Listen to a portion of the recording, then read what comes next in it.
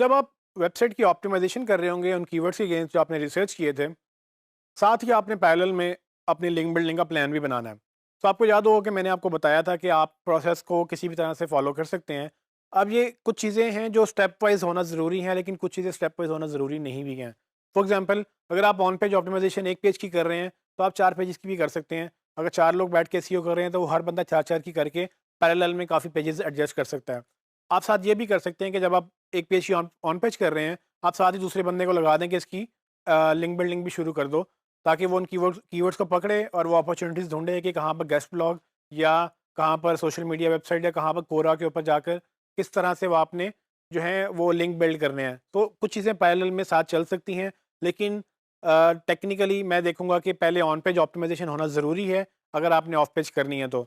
Of page करने से पहले ऑन पेज से ज़रा बरी हो जाएँ, या अगर आपकी वेबसाइट बड़ी है और आपको लगता है कि ये ऑन पेज तो काफ़ी टाइम लगेगा, कुछ महीने लगेंगे, इतने पेजेज़ हैं कि हज़ारों की तादाद में पेजेज़ को ऑप्टिमाइज़ करने के लिए आपको कुछ महीनों का वक़्त दरकार होगा।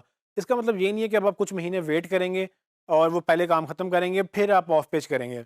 सो याद रखें वही फ़ॉर्मूला कि आपने मेन पेजेज़ ऑप्टिमाइज़ करने हैं। सो आपके मेन पेजेज़ अगर 20, 30, 40 या 50 तक ही होंगे, इसके बाद बाकी चीज़ें जो हैं सिवाय अगर ई-कॉमर्स की वेबसाइट है उसके अलावा एक्चुअल जो मेन वेबसाइट हैं, जो आम बिज़नेस वेबसाइट्स हैं, उनमें 10, 15, 20 पेजेज़ ही इम्पोर्टेंट होते हैं, जहाँ से पैसे जनरेट होने होते हैं। ई-कॉमर्स में थोड़ा डिफरेंट केस होता है। ई-कॉमर्स में हर प्रोडक्ट ही चूँकि बेचने के काबिल होती है, तो उसमें हम ये करते हैं कि हम टॉप सेलिंग प्रोडक्ट्स को पहले ऑप्टिमाइज़ करते हैं।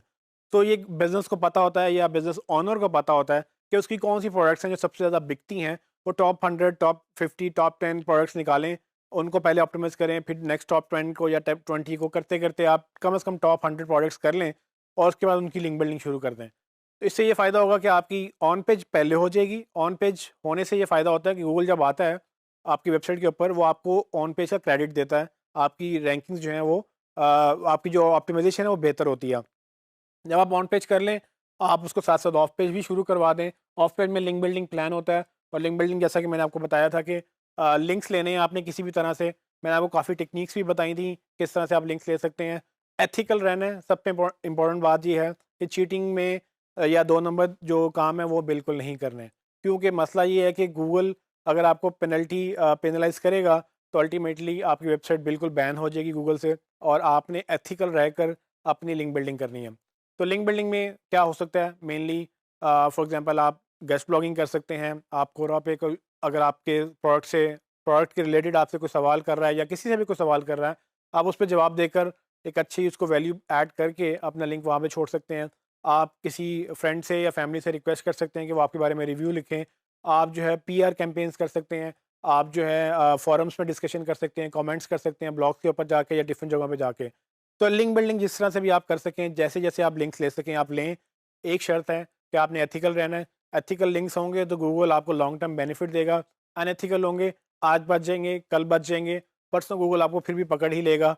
वो मशीन लर्निंग एल्गोरिदम यूज़ करता है, और ज़्यादातर लोग जो हैं ज़्यादा देर तक उससे बचे नहीं रहते हैं। तो जिस दिन उसके एल्गोरिदम ने पकड़ लिया आपको, उस दिन आपके साथ मसला हो सकता है। और स्पेशली अगर आप अपनी वेबसाइट कर रहे हैं तो लोग केयरलेस होते हैं अपनी वेबसाइट को लेके, क्योंकि अगर डाउन होगी तो किसी को जवाब नहीं देना, खुद की गलती है, खुद हम बर्दाश्त कर लेते हैं।